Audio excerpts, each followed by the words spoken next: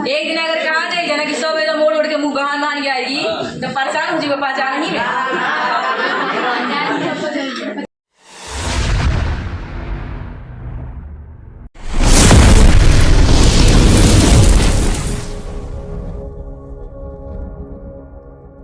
आइए आज पढ़ते हैं क्लास 10 का पार्ट 9 जिसका नाम क्या है स्वामी दयानंद। अभी तक आप कुछ भी नहीं पढ़े हैं और आपको सिर्फ 2-3 महीना में पढ़ के अगर 90+ करना है तो मेरे चैनल पर जरूर पढ़ें। और अगर आप इस चैनल पे नए होंगे सब्सक्राइब करना बिल्कुल न भूलें और अपने दोस्तों के पास शेयर करना ना भूलें। तो आइए बिना अपना टाइम वेस्ट किए चलते हैं टॉपिक पे। हाँ, सब्सक्राइब करने के साथ साथ बेल आइकन को भी प्रेस करें ताकि मतलब हमारे वीडियो सबसे पहले आपके पास। कि स्वामी दयानंद के बारे में जो ये चैप्टर दिया गया है वो क्यों दिया गया है हमारे 10th क्लास के सिलेबस में, पहले ये समझिए। में बहुत सारा किताब है, बहुत सारा, समझ में आ रहा है।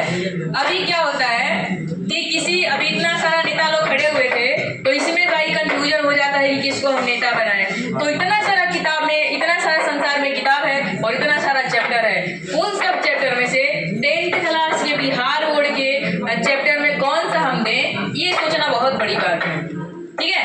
और स्वामी दयानंद के बारे में अगर ये चैप्टर दिया हुआ है आपके 10th के सिलेबस में तो जरूर कुछ ना कुछ ऐसी होगा, ऐसा चीज होगा इसमें जो आपके लिए बहुत ज्यादा इंपॉर्टेंट होगा। और फिर स्वामी दयानंद का परिचय जानते हैं। स्वामी दयानंद का जन्म हुआ था 1824। कहाँ पे हुआ था बता दीजिए?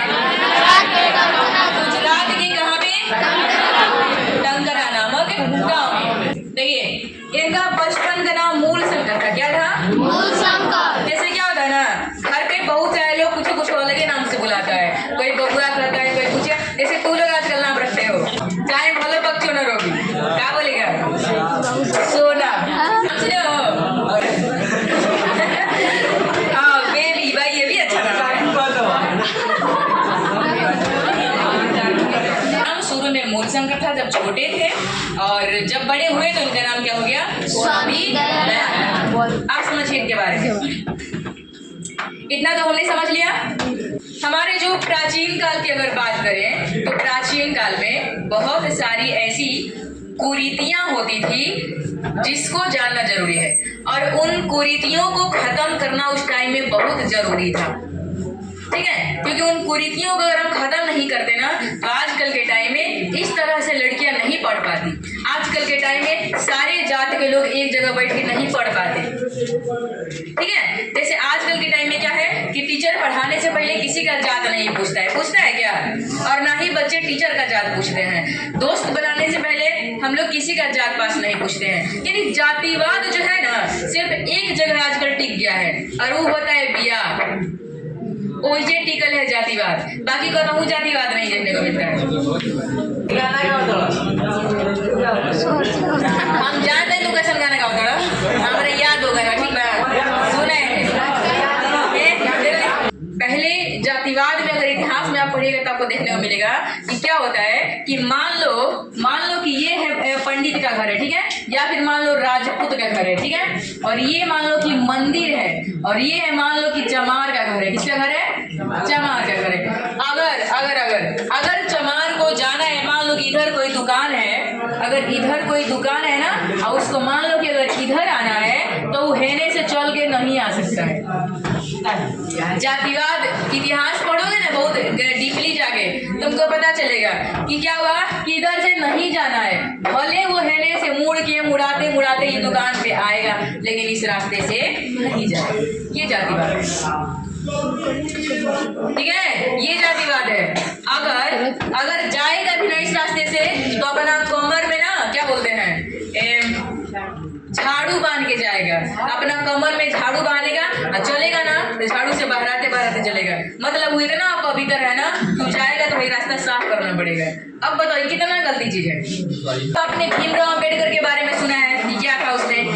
उनको क्या था ना कि वो दलित जात के थे, उनको पढ़ने में उनका बहुत मन लगता था, लेकिन क्या होता था कि सब बच्चा को हम क्लास के अंदर बैठाएंगे ना, उनको हम क्लास के बाहर ही बैठाएंगे। दलित है कितना उसको बेकार पढ़ेगा वो, पहले उसका एकदम डिमोटिवेट हो गया उसका दिमाग। फिर भी उन्होंने क्या किया कि पढ़ा, और उन्होंने ये काम किया कि जिस तरह से आज हमारे साथ लोग भेदभाव कर रहे हैं ना, आने वाले टाइम में किसी के साथ ऐसा भेदभाव नहीं होगा। ये उन्होंने प्रण किया और आज देखो वही हो रहा है।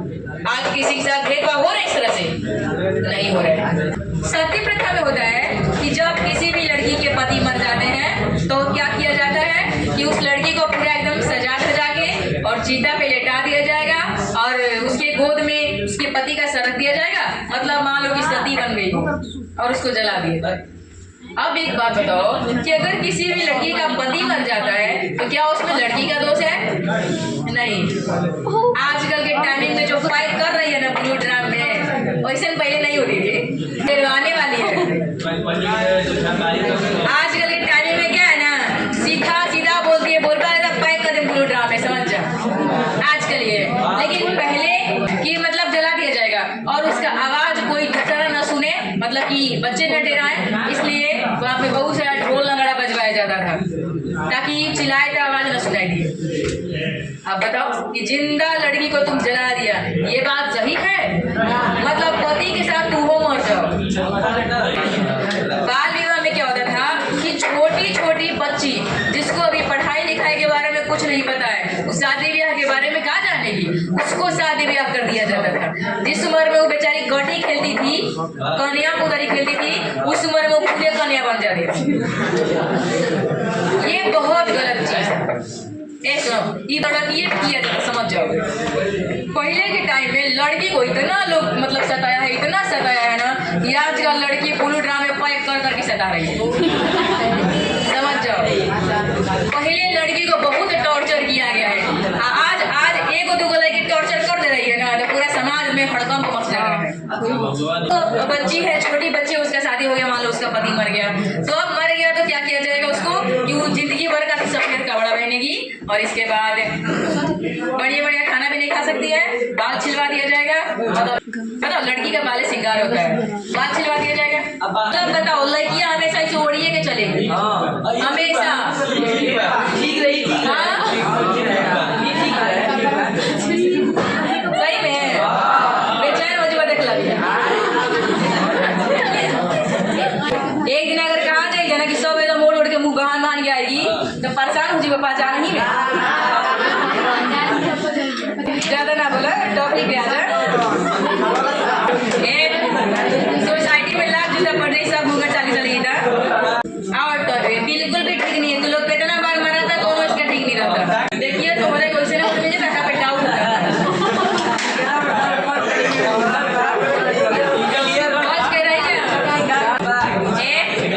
वीडियो में नाम ले तनिया कहीं ना कहीं पढ़ते हुए देखिए तो समझ जाए। मतलब भाई बताओ कि जिस धर्म में हम हैं और वे धर्म में हमारे को अधिकार नहीं मिल रहा है, भेदभाव हो रहा है, और दूसरा धर्म में हमारे को पूरा अधिकार मिल रहा है, कोई वही मिल जाएंगे। अब क्या हुआ कि हिंदू धर्म में इतना भेदभाव हो रहा था ना, क्या हिंदू धर्म छोड़ के लोग दूसरा धर्म अपनाने लगा, जिसकी वजह से भारत में बहुत सारे ऐसे लोग सोच विचार करने वाले हुए कि भाई ऐसे तो हमारा हिंदू धर्म का समाज ही खत्म हो जाएगा।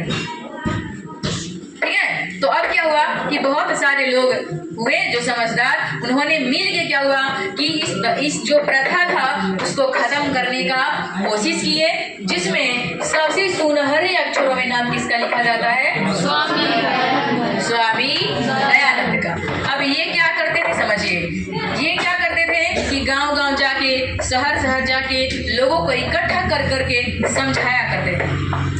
इतना सब करने से जब ये थक गए तो इन्होंने एक काम किया, इन्होंने एक किताब लिख दिया। कौन सा किताब लिख दिया? सत्यार्थ प्रकाश। कौन सा किताब लिखे? ये इन्होंने किताब लिख दिया, यानी कि मान लो कि काव्य कर सकते हैं या ग्रंथ कर सकते हैं। ये इन्होंने काव्य लिखा और काव्य जब इन्होंने लिख दिया तो इस काव्य को पढ़ के बहुत सारे लोग समझे कि हाँ भाई ये गलत काम है, ऐसा सब चीजें क्या है नहीं करना चाहिए। इतना क्लियर है? अब आइए, इनका जन्म कर्मकांडी परिवार में हुआ था, बताए थे ना। तो कर्मकांडी परिवार माने होता है ना ज्यादा पूजा पाठ करने वाला परिवार। ठीक है, तो ज्यादा पूजा पाठ करने वाला परिवार में जन्म हुआ था। एक बार की बात है, इनका पूरा परिवार गया था रात्रि जागरण में। कहाँ गया? अब रात्रि जागरण में क्या हुआ कि इनका पूरा परिवार गया और ये भी साथे साथे गए थे। ये भी कहाँ गए थे? ये दिखे थे साथे साथे। इन्होंने देखा ना सब पूजारी जाकर हरे राम हरे कृष्णा कर रहा था।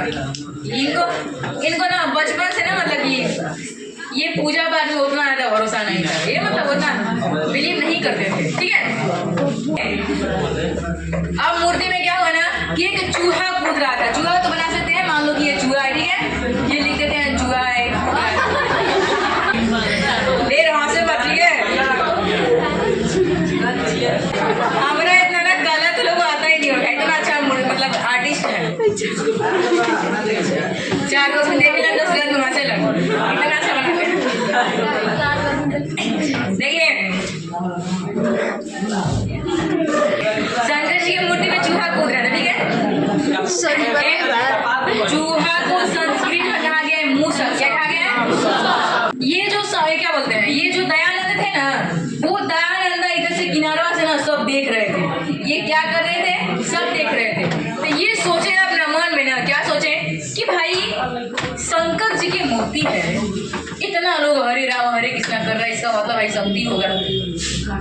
शक्ति होगा कहने का मतलब ये है कि इनके मूर्ति पे चूहा कूद रहा है, यानी बताओ दहिया पे कूद रहा है। मतलब इसे एक मिनट मिठाई उसमें चढ़ा गया था ना, सब मिठाई खा रहा था। तो सोचे दयानंद ये इसीलिए बैठ के सोच रहे थे, ठीक है।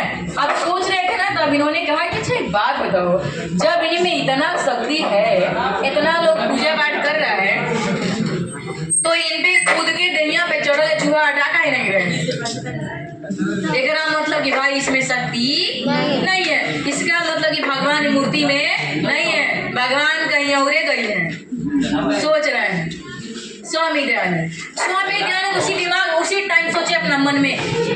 याद से एक बात एकदम ध्यान रख लिए, जो भगवान अपना देह पर से चूहा नहीं हटा सकता है, वो हमारा देह पर से मुसीबत कहाँ हटाएगा। इसका मतलब ये है भगवान हईवे ना किए हैं, भगवान कहीं और है। अब वो ये बात सोचे और वहां से फिर चुपचाप कहाँ चले गए? घरे चले गए, बिना किसी को बताए चुपचाप कहाँ चले गए? स्वामी दयानंद के मन में मूर्ति पूजा के प्रति अनास्था कैसे प्रकट हुआ? तो आंसर क्या लिखेंगे समझिए। स्वामी दयानंद के मन में मूर्ति पूजा के प्रति अनास्था कब से प्रकट हुआ? जब वो अपने परिवार के साथ रात्रि जागरण में गए थे और वहां पे उन्होंने शंकर जी के प्रतिमा पर, शंकर जी के मूर्ति पर एक चूहा, मामूली सा चूहा को कूदते हुए उन्होंने देखा। तो उनके मन में ये ख्याल आया कि जब भगवान शंकर, अगर मूर्ति में भगवान शंकर होते तो अपने ऊपर कूदते हुए चूहा को क्या करते? हटा देते। अर्थात इस मूर्ति में भगवान नहीं होते हैं। उस टाइम से इनके मन में क्या हो गया? मूर्ति पूजा के प्रति अनास्था हो गया। इतना समझ में आया? ये तो हुआ ही था, लेकिन इसके बाद आगे सुनिए, आगे चल के जब इनका और आगे जब ये गए तो इनका विवाह भी हुआ था ना पत्नी से। पति से बहुत प्रेम करते थे भाई, सब कोई करता है, जाहिर सी बात है। इनकी पत्नी ना कुछ समय के बाद मर गई। एक किताब में लिखा है प्रिया, क्या लिखा है किताब में? क्या लिखा है? प्रिया, यानी प्रिय थी, बहुत प्रिय थी, जिसको इंग्लिश में अगर हम बोले ना तो डार्लिंग कहते हैं। क्या कहते हैं भाई? देखो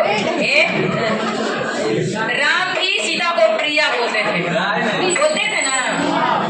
देखो उन्हीं लोग का शब्द हम लोग बोलते हैं, लेकिन आज बेकार लग जाता है। वही शब्द ना बोल रहे हैं, वो भी प्रिया बोलते थे और वही शब्द को हम लोग बोल देंगे डार्लिंग, तो खराब लग जाएगा, है ना। जब पत्नी का मृत्यु हो गया ना तो भाई इनको बहुत बड़ा सदमा लग गया। जब सदमा लग गया ना तो घरे परिवार पूरा छोड़ दिए। बोले जब पत्नी नहीं रही तो घर परिवार में रह के क्या करेंगे, भाड़ में छोड़ दिए। घर परिवार क्या कर दिए? घर साफा के लिए छोड़ दिए। अच्छा, ये जोगी बन गए। क्या बन गए? जोगी बन गए। क्यों बन गए जोगी पता है? क्यों बन गए? सुंदर पत्नी मर गई ना तो इनका और ही भरोसा क्या हो गया? टूट गया। जब भगवान से भरोसा टूट गया ना तब ये क्या कर दिए? जब वो मथुरा गए तो मथुरा में उन्होंने गजानन से भेंट किया और वह उन्होंने आर्ष ग्रंथ का पढ़ाई किया और अब इन्होंने लिखा सत्यार्थ प्रकाश नामक ग्रंथ, जिसमें इन्होंने कुरीतियों को खत्म कर